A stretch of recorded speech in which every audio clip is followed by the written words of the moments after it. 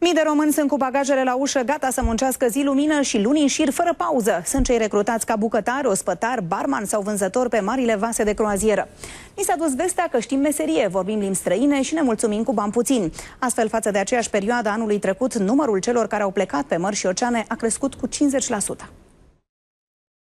Că indiferent de starea spirituală în care te afli, trebuie în permanență să fii cu zâmbetul pe buze și să fii la dispoziția lor. Sfatul vine din partea unei cameriste, la fel ca ea, fără să crâcnească, și ospătarii care zilnic mii de farfurii, dar nu uită să facă plecăciuni în fața clienților. Dacă nu sunt plăcuți, nu primesc bacșiș și nu fac bani pentru acasă. Suntem odihniți și gata de atac. Da, back to reality. Românii sunt apreciați pentru că sunt muncitori și îi găsim peste tot. Unii ajung să organizeze evenimente artistice pe vapor sau să administreze cabinele echipajului. Eu îți dau problema, tu o rezolvi. Nu că nu se poate. O rezolvi. Oamenii pe barcă vin numai cei mai buni. Asta își dorește și Ștefan. A venit la interviu pentru un post de bucătar, convins că rețeta lui de cordon bleu îi va da pe spate pe străini. Can you make a short description of this dish? Flour is chicken meat, special de chest, and bacon.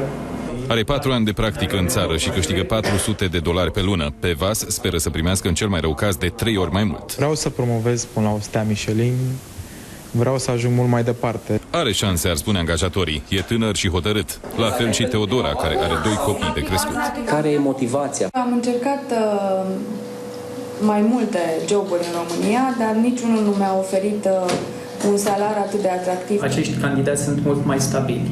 Vin cu o motivație mai ridicată. Atunci când ajung pe un vas de croazieră, sunt mai ancorați în realitățile vieții. Estimările arată că în următorii 4 ani numărul românilor de pe vasele de croazieră se va tripla. Constatăm o creștere în jur de 40-50%. Asta datorită și faptului că în anul acesta au fost companii care au dat vase noi la apă. În prezent, peste 10.000 de conaționali străbat lumea în lung și în lat. De la barmani până la mecanici, muzicieni sau stiliști, toți câștigă din greu între $600 și $4.000.